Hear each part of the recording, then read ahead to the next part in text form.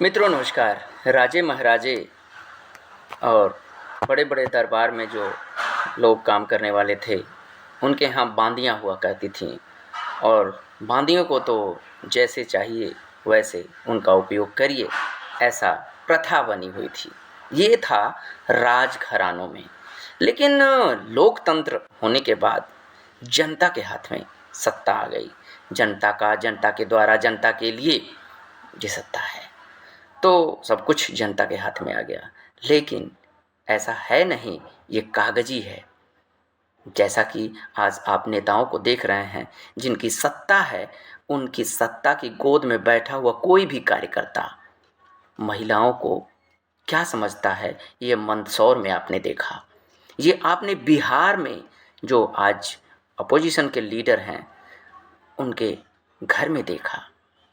लालू प्रसाद यादव ने 6 साल के लिए निष्कासित कर दिया अपने बड़े बेटे को, तेज प्रताप को, लेकिन 40 साल की उम्र होने जा रही है और वो गर्लफ्रेंड लेके घूम रहे हैं सड़कों पर। जाहिर सी बात है, पार्टी को इसका भारी नुकसान चुकाना पड़ता। इसलिए लालू प्रसाद यादव राष्ट्रीय अध्यक्ष ने दिमाग लगाया और उन्हें सार्वजनिक रूप से निष्कासित कर दिया। कम से कम कुछ नैतिकता दिखाई। लेकिन भारतीय जनता पार्टी के अंदर पता नहीं कौन सा दंभ है कि अभी गोंडा के प्रकरण में, जो वहाँ के जिला अध्यक्ष कार्यालय में जो घटना हुई, वो महिला आकर के सामने बता रही हैं कि हमको सहारा दिए, चक्कर आ गया था, रात को मैं बीमार थी और इस हालत में थी।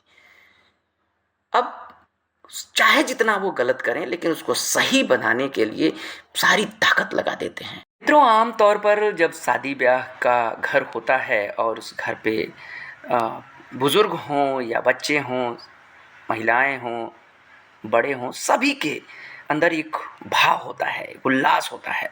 और उस उल्लास में ये भी होता है कि भाई बहुत अच्छा मनोरंजन कुछ होना चाहिए। पहले बड़े बुजुर्ग इसके लिए, बेटी की शादी है तो बड़े शोर के साथ बनारस की मंडियों में घुमा करते थे और बाई जी को लाने के लिए जौनपुर जाया करते थे बाई जी। ऐसा ही कुछ था बब्बन सिंह के मामले में। उनको क्या पता था कि हम वही पुराने रौब रियाब में रहेंगे। अब महिला है, डांस कर रही है, गोद में बैठ गई या उनके हाथ उसके शरीर पर घूम रहे हैं, तो ये तो शौक है और ऐसा आए दिन मंचों पर देखा जाता है। दस्तूर बढ़िया मिला, उनको तो हटवा दिया गया। लेकिन क्या आप इसे सिस्टम से बाहर कर पाएंगे? बंद करवा दीजिए महिलाओं का वो नाच, वो नंगापन, जहाँ सरेआम नीलाम होती हैं महिलाएं, तब तो वाह वाह सीटी मारी जाती है, गलत इशारे किए जाते हैं, उसके साथ उसको गोद में उठा के घुमा जाता है। ऐसे लोगों का मुंह समाज में खुला हुआ है, कोई नहीं बंद कर रहा। सरकार को भी इस तरफ कभी न नज़र जाती है, न कभी जाएगी।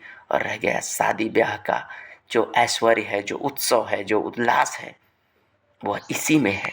जितना आवारापन शादी ब्याह में इन रंगीन हसीनाओं के साथ नाचने, गाने, खेलने, कूदने, उनको उठाने, गोद में उठाने, मसलने में आता है, शायद ही कहीं हो। और उस समय तो उनके बच्चे भी वहाँ खड़े होते हैं, बूढ़े भी रहते हैं, बड़े भी रहते हैं, लेकिन कोई लिहाज नहीं देखा गया।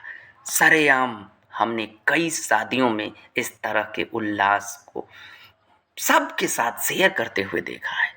सबके साथ वही नृत्य करने वाली जो महिला है, वो कभी छोटे बच्चे को गोद में उठाकर उसको भी अश्लीलता से प्यार करती है, तो कभी बुजुर्ग के गोद में बैठ जाती है, कभी किसी बड़े के सीने से लिपट जाती है। लोग उस समय तो बिल्कुल ही इस बात का गुमान नहीं करते कि ये क्या हो रहा है। अनैतिकता है, नैतिकता है, ये एक रस्म है जो बन गई है। लेकिन हाँ, महिलाओं की इज्जत तो सरेआम उछाली जाती है, लुटती है, लेकिन वहाँ तो कोई नहीं बोलता। खैर, बब्बन सिंह तो फंस गए। आप क्या कहेंगे?